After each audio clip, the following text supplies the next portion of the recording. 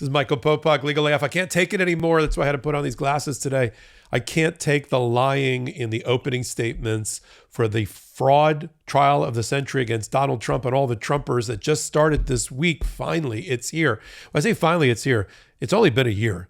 Letitia James brought her case in September of last year. She's trying her case, at least the remaining parts of it. She's already won on summary judgment now, and they keep lying at every turn. The lawyers for Donald Trump, Alina Habba, understood, Chris Kise, whatever happened to you, about the value of Donald Trump's property and businesses. It's just lies. And I'm finally going to blow it up here, and I'm going to use Mar-a-Lago as an example. From a practicing Florida lawyer in New York, I'm uniquely qualified, I believe, and having lived in Palm Beach County, to talk about Mar-a-Lago land use and zoning restrictions that make that property not worth anywhere close to what Donald Trump's lawyers just said in their opening statement. I'm going to explain it here, right now, one place, MeidasTouch, on a hot take, another Popok hot take.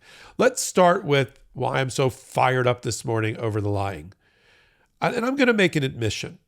Having watched Donald Trump in action since I was a young man, all the way till now, in his business practices. I lived in New Jersey. I watched him operate the casinos. I lived in New York, watched him operate not a development company. That's putting it nicely. I would not call Donald Trump a successful real estate developer. You know who can call him a successful real estate developer? People that don't know him well, like Chris Kise and Alina Habba, and don't know what he's all about and are being paid to say whatever they're saying. He is, at best, and his family, a moderately successful real estate management firm and licensing firm about his name. He really doesn't build buildings, and never has, from the ground up, right? From a giant hole, of a foundation, below the surface of the earth, all the way to a topper on the top of a building. That's not really Donald Trump. His father built a lot of apartment buildings in Queens, which is another section of New York, but not a New York developer or even a worldwide developer. When you see Donald Trump's name emblazoned on buildings in brass or gold, it's likely a licensing deal where he had very little role in the look and feel of the building, but they paid him a dollar amount in order to put his name on the building. That's called a licensing fee. Maybe he manages the building. Maybe he just looked at some of the furniture, fabric, and electrics and said, yeah, I like those. I don't like those. Use this furniture, not that furniture. That's it. But building a building, that means going to a bank and getting a construction loan, a series of loans at different phases of the building as it comes out of the ground, or multiple houses across a plot of land. That he's not known for. Underneath the fraud that created this multi-billionaire is a reasonably commonplace 100 millionaire that has that business underneath. There's a reason that Donald Trump became a anchor or a host of the Celebrity Apprentice. Name for me, I did this on another hot take, name for me, I'll give you time, the amount of successful billionaire real estate developers sitting in New York or other places that would think to host a reality TV show, or did. None. The reason Donald Trump did is he was on the balls of his ass financially, having gone through 3 bankruptcies, including bankrupting a casino in Atlantic City and being put on an allowance by the bankruptcy judge. And so he didn't have that much money. He had grandiose theories about himself and mythology about himself, big spending habits for him and his family. But a billionaire, a multi-billionaire, a Forbes 400 billionaire? No way. So that's the fraud, right? Avarice and greed of Donald Trump. Underneath it, he's a 100 millionaire. But he doesn't like that. So he pumps it up 10 times, 50 times, 100 times on his financial statement. And he did it, let me give the example of Mar-a-Lago, once and for all, for somebody that's actually visited Mar-a-Lago. Salty, our producer, can we get arrows? Okay, I've been there. And I remember the deal because I lived in Palm Beach County when this happened. And I watched it. Mar-a-Lago was sort of a falling down mansion, right? Like a Grey Gardens type mansion that was owned, I think, by the Post family, if I'm getting my numbers right, my math right. And Palm Beach, the island of Palm Beach, the municipality of Palm Beach, which is on the beach itself, didn't know what to do with it. And Donald Trump came in and for like no money, I forget the purchase price, but it was really low. I don't know if it was 5 million or 10 million. I think it was even less than that. And he wanted to live there, but he also wanted to redevelop it as a club. It wasn't a club, it was a private home. And Palm Beach County doesn't really has a bunch of clubs, and they didn't really want any more. And they didn't want him living at it. So he had to make a series of commitments, deed restrictions on the development of Mar-a-Lago in order to get approved to live there. If he just wanted to tear it down and put up something else, he probably could have put up a single family mansion. You know, it's 15 acres, so it was a big piece of property. But they weren't going to let him put like 15 homes on there. I mean, they might have at the time, 40 years ago, maybe. But he didn't want to do that. He wanted to keep the mansion. He wanted to do it on the cheap. Refurbish it as a club, private club, and then live in it. And they were like, the living in it. We don't like the living in it part, Palm Beach County said. And Palm Beach itself, the city.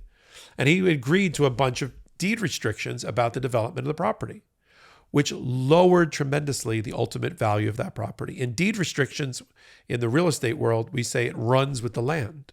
You can't get rid of them.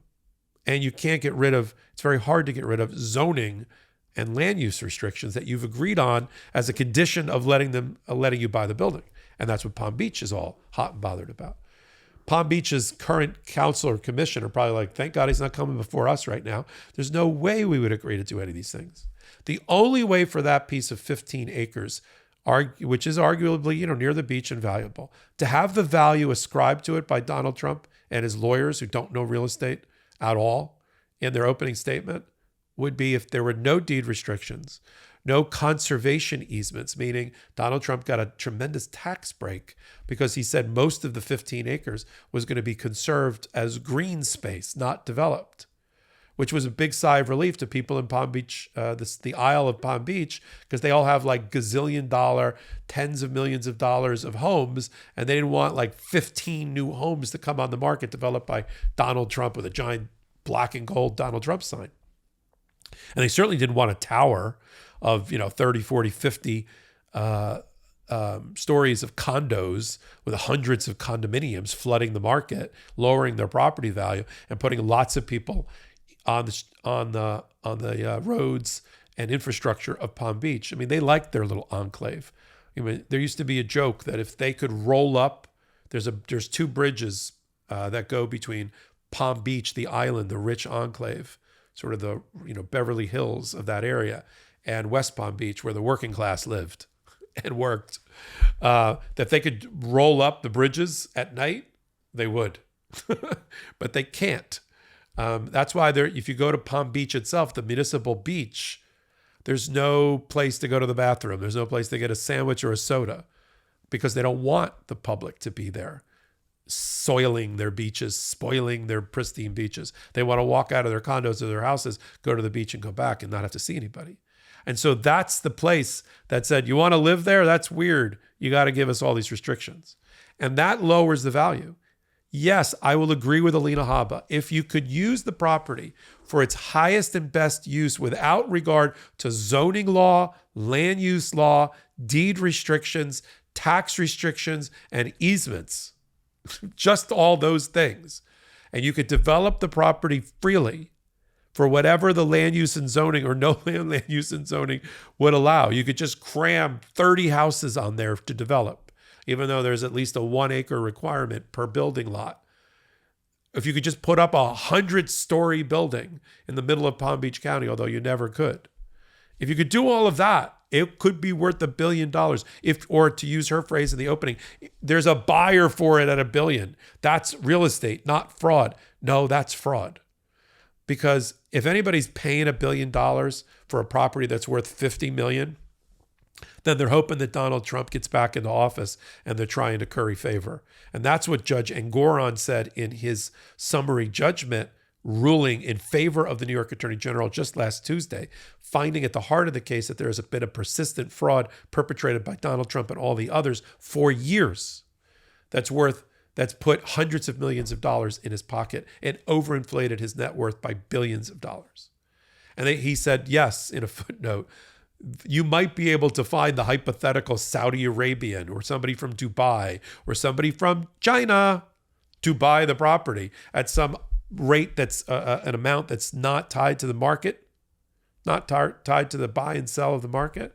But that probably could be for influence peddling and influence buying more than property value. And that's where we are. So there's two different Mar-a-Lagos. There's the fantasy Mar-a-Lago of Donald Trump and his lawyer's creation that is not, it exists in a universe of his own making without a town council or commission making land use and zoning regulations, without a land use and zoning map or book or code that governs and regulates land use and zoning in Palm Beach County, without a master plan, as they call it in Florida, without deed restrictions that you've agreed to in order to live on the property, without, you can see all the things I got to leave out, without conservation easements that you've granted in order to lower your taxes and promise that you'll keep the green space. If you could get, that's the world. If you had all of that, sure, 15 acres, Palm Beach County, prime location, not right on the beach, but off the beach. Sure, it has value. It's probably several $100 million. I mean, I'll give you an example. 10 years ago, a piece of dirt, just dirt. This is 10 years ago. In Miami, off Brickell, on the water, to be used for a giant tower, went for $50 million. And then they put a giant gazillion-dollar building on it, 70 stories high, and made themselves $1 billion. So $50 million didn't really mean much. So yes, if you could develop 15 acres without regard to laws, zoning, easements, deed restrictions, or anything else, it could be worth a lot more money than what it's currently worth.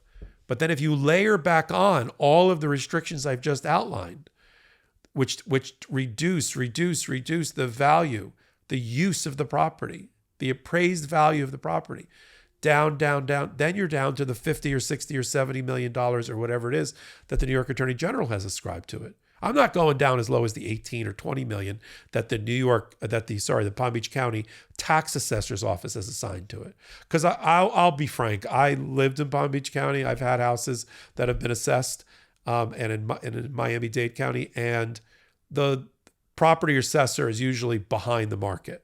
The market is usually a bit hotter than the property assessor. It could be off by up to 50%. But that's not what the New York Attorney General is saying. We're not using the appraised value. And Goron's saying, I'm not using the appraised value of the assessor's office. They're using other math that gets it to about 50 to 60 million, maybe 70 million tops, but not 780 million, right? Not the entire amount that Fox News just paid Dominion voting machines for their defamation, that amount. That's the amount of the miss between the value of what the property is really worth and what Donald Trump and his people in their opening statement say it's worth. And that's the fraud, right? Because he didn't want to be a 100 millionaire. He wanted to be a multi-billionaire and beat his daddy, because his daddy was a 100 millionaire, Freddie Trump, right? When they were performing their own frauds back then. But you know what? That didn't content him.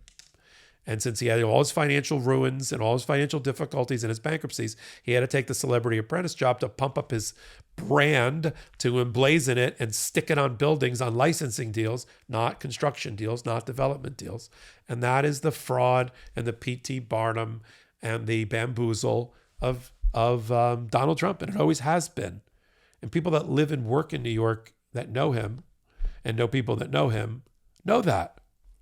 It's just the American people didn't know it, because he didn't let them know it, because he didn't let them have his tax returns or any of his financial disclosures before he ran. There's a reason for that. Think back.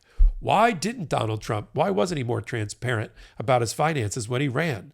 We're seeing why he wasn't. Because it was all a big, giant house of cards, a Ponzi scheme built on defrauding banks and making them give him more money to pump up his net worth than it was really worth. I'm tired of hearing about Mar-a-Lago and the property that exists in Donald Trump's mind, freed of any restrictions, zoning law, land use law, master plans, easements, conservation easements, or anything else, where he can just, in a fantasy world, put up hundred-story tower like he's developing in Dubai and not on the Isle of Palm Beach. Or he can develop hundreds of houses in a place where you can only develop tops, probably about 10. So don't you be fooled. I'm not going to blow smoke or sunshine on hot takes. I bring them to you about every hour on the MeidasTouch Network exclusively, one place right here.